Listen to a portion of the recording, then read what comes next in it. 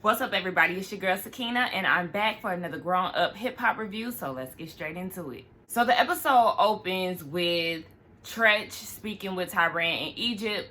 You know, he's upset about the whole fight situation with Bree, and he asks where was Sam, because word on the street is he's been doing all this cheerleading around the party while you was out there fighting. And that's not the way that a man is supposed to handle himself when his woman is into an altercation. So, you know, Tretch has a problem with that, and he is not here for that. He wants his princess to be protected, and Sam is simply not delivering that for him.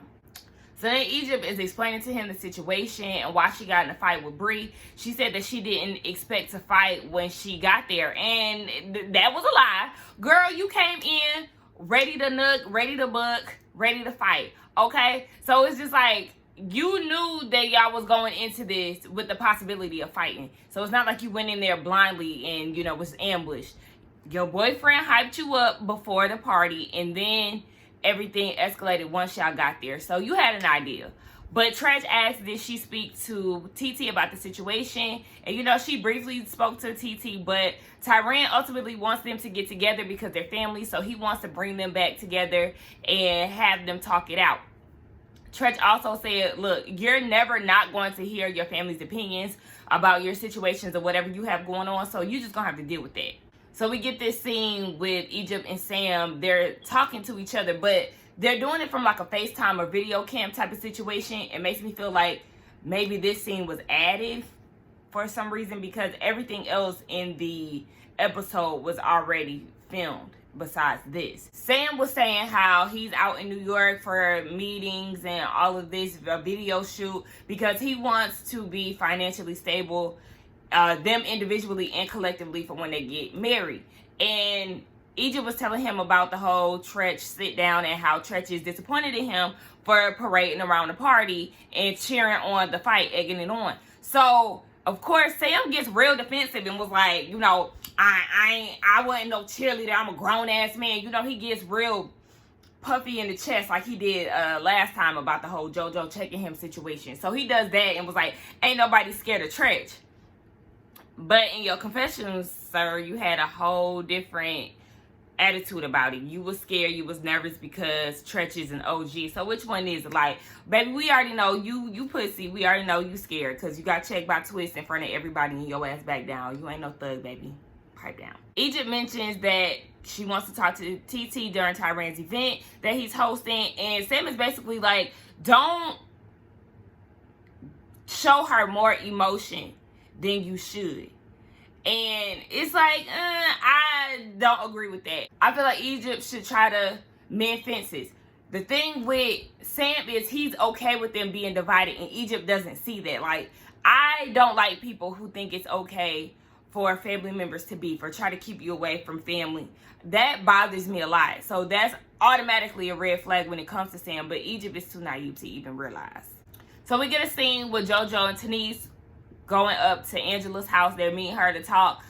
They talk about how Romeo quit the show. JoJo didn't know, but he also invited, yet again, people inviting other people to other people's houses.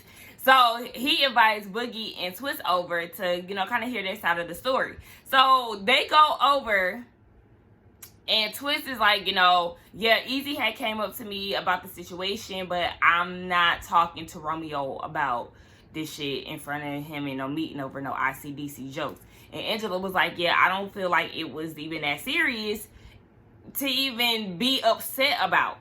So Boogie shows up and he gives them the real rundown of what happened, because, you know, out of everybody that was there, he was the only one that was at the meeting. Angela feels like she wasn't granted the respect on or off camera to even have a conversation with Romeo. You know how she feels about it. She's really not trying to have any further discussion with Romeo about the situation because what is done is done. Boogie says that he's mad that he's been painted as the bad guy, and Angela was like, you said what you said. Like, you can't blame it on editing because it came out your mouth. Like, yeah, we understand editing and cutting up scenes and stuff, but this is what you said. You can't create a narrative and then be upset about the outcome. And I've been saying that, like, you said this, so you can't sit here and play victim when it's something that you already said. Bye, Romeo. Everybody already see you for your works. You're tired. You tried it. Bye. Twist doesn't care. He's worried about that EP slot that's open since Romeo has stepped down. So look, get it how you live, Twist. If they offering up the EP position to you, baby, take it, okay? TT and Vanessa meet up at TT's hotel. Vanessa brings her gifts for her pregnancy.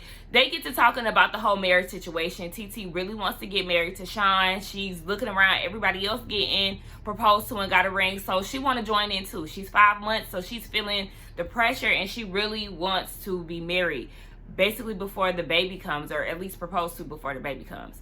And Vanessa is like, yeah, you know, because once the baby gets here, men tend to get comfortable.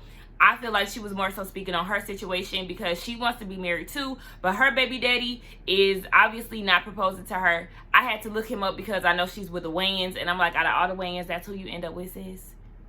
What? That man looked like he ain't worked and I don't know how long. And I know that's kind of rude, but it's just like, okay, you can definitely be due for an upgrade, especially if he ain't trying to marry you, sis. Just because y'all have a kid, that does not tie you down to him for life as far as relationship wise. So you can go and find you another man and co-parent with that man, because obviously he ain't trying to put a ring on it, sis. But she starts talking about her weight gain. You know, she's in an uncomfortable situation right now. She's 170. She's never been that big in her life. And I can identify with that. I really can. And I know it probably don't look like it, but I used to be a lot smaller than what I am now. My average weight was 110. And I went on a raw cleanse, a raw vegan cleanse for 10 months. And then once I broke my cleanse, you know, I started to gain all of this weight. Like, I surpassed my regular weight of 110 and went up to like 140 something. I think I went up to like 140 something. And I just blew up. Like, you could see it in my face. You could see it in my stomach. A lot of people started to ask me if I was pregnant. You know, it was a really uncomfortable for me. Very uncomfortable situation. I had never been that big before. So, you know, on the outside, listening to it, it sounds very dramatic. You know, if you look at Vanessa, she's not bad at all. She looks great, you know, from the outside. But in the inside, when you're not used to being a certain weight and looking a certain way, it really weighs on you, and it could definitely cause a lot of insecurities. I felt the same way, so I totally understand where she's coming from. It may sound stupid and shallow, you know, to other people, but it's your body, so you have to work with what you're comfortable with, and she's not comfortable right now. TT actually opens up about her eating disorder. I guess when she was in college or in high school, at some point in her life, she had an eating disorder. You know, she was doing auditions and stuff. I'm not really too sure what she was doing. I don't know if TT was a model or an actress, but nonetheless, she was trying to be in the spotlight. So, of course, image had gotten to her, and she was going through an eating disorder. She didn't say which one, but her mom was worried about her, and she's even worried about her now as far as gaining weight with her pregnancy. But, you know, she sympathizes with Vanessa. So that's when Vanessa brings up Angela's photo shoot. She's having a body positive photo shoot. You know, Angela has a brand, built, not bought. So they're doing a photo shoot, but she feels like she wants to be on the sidelines because she's not confident right now. So she doesn't want to be a part of the photo shoot. We get to Angela's photo shoot, and everybody looks amazing. The girls are getting ready to start taking the pictures. They're in two-piece bikinis because it's about body positivity and empowerment, being comfortable in your own skin. And Tanise is there with Angela, and they're waiting on Vanessa. So Tanise calls her and was like, hey girl, what's up? We're waiting on you. There's two pieces if you want to wear them. And Vanessa is like, whoa, I didn't even know that I was going to be in the photo shoot. But Angela was like, yeah, you did know, because I told you that, like, you already know. And it kind of makes it feel like, yeah, Vanessa might have known, because she was like, but I'm not going to be in the photo shoot. When she was talking to TT, she said that she would be the creative director. So it kind of made me feel like she kind of knew that she was going to, but that she was supposed to be taking photos, but she decided not to take them. I don't know. Anyway, she said that she didn't plan on taking no photos, but they'll talk about it when she gets there. Vanessa gets there, and Angela is like, you know, come on, come with it. Get dressed, let's go. But Vanessa is really insecure, and she feels like her sister should understand her side of things, and how she is thinking at this time. She doesn't want to be in front of the cameras with, her pudge or whatever the case may be. Angela said that she did the whole photo shoot to inspire her sister. She was the motivation behind it, and she really wants her to be on board. To me, I just feel like it's miscommunication between the two of them. I feel like Angela should have been more upfront as far as, I'm doing this photo shoot. It was really inspired by you. I really want you to be comfortable in the skin that you're in. I have different girls of all different shapes and sizes. I feel like I want you to be more confident in where you are now and also get to the goal of where you want to be. But none of that happens. Vanessa feels very ambushed. She feels very insecure and very anxious about the situation. So she ends up not being in the photo shoot, even though she says that she wants to kind of check out the girls and who's going to be involved before agreeing. But we already know that she doesn't do the photo shoot. She talks to Tanika about the possibility of getting plastic surgery.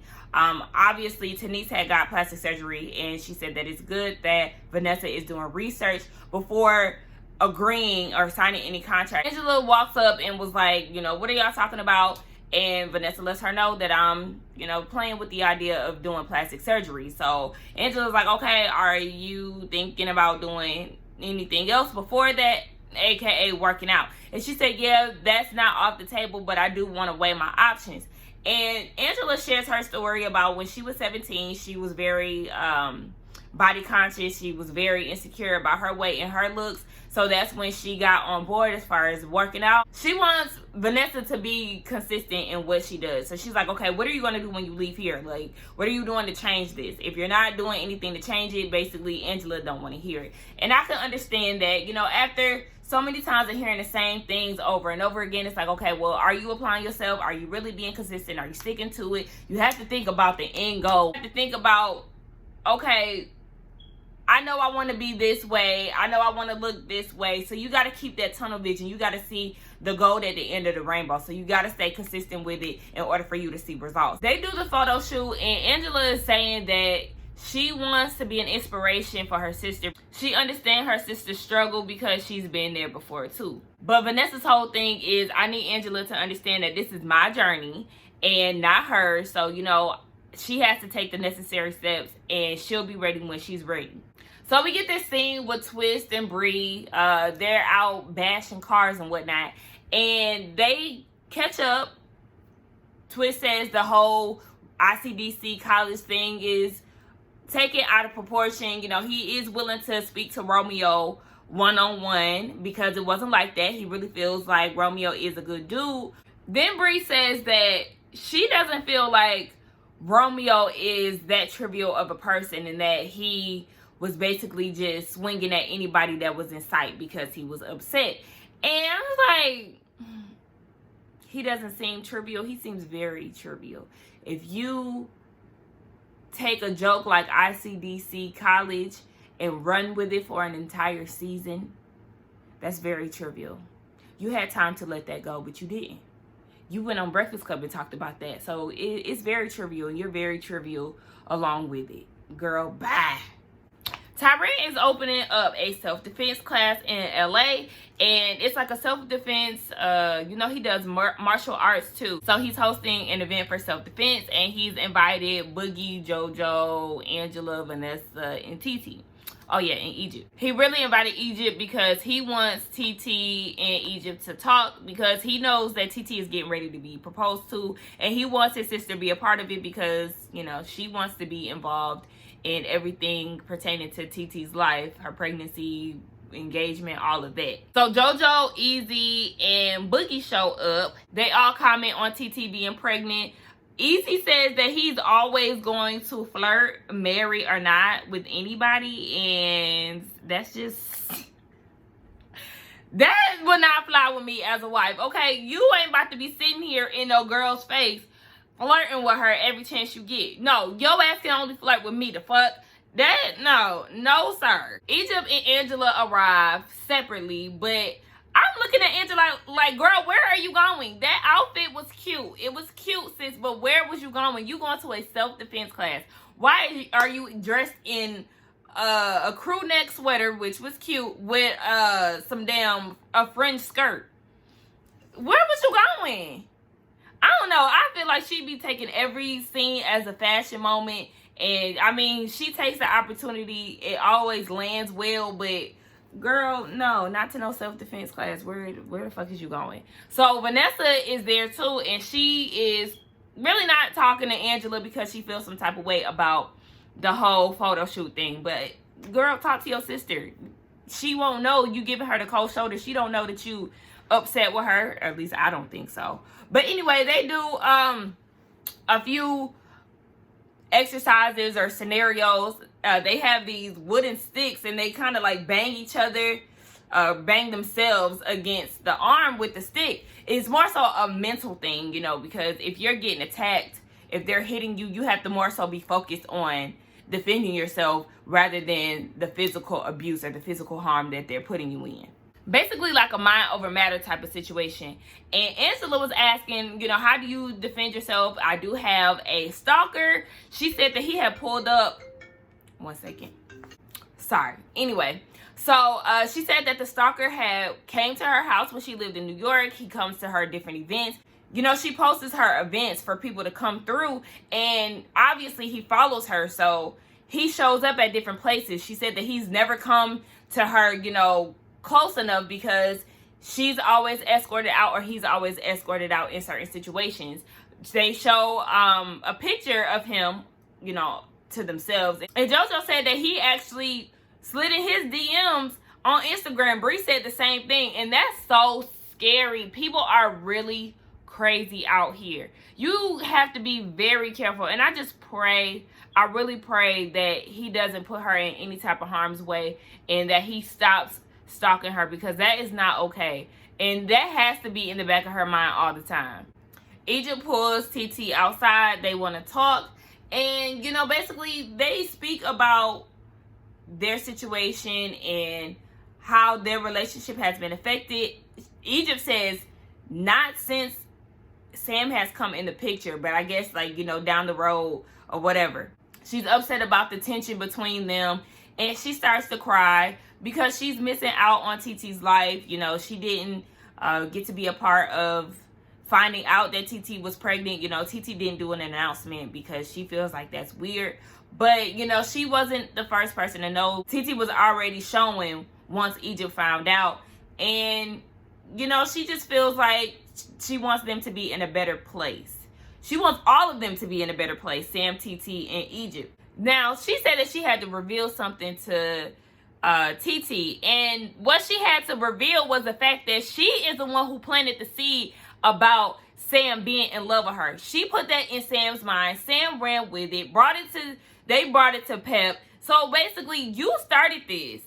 I'm not understanding how you started this and then feel like TT is supposed to just forgive you.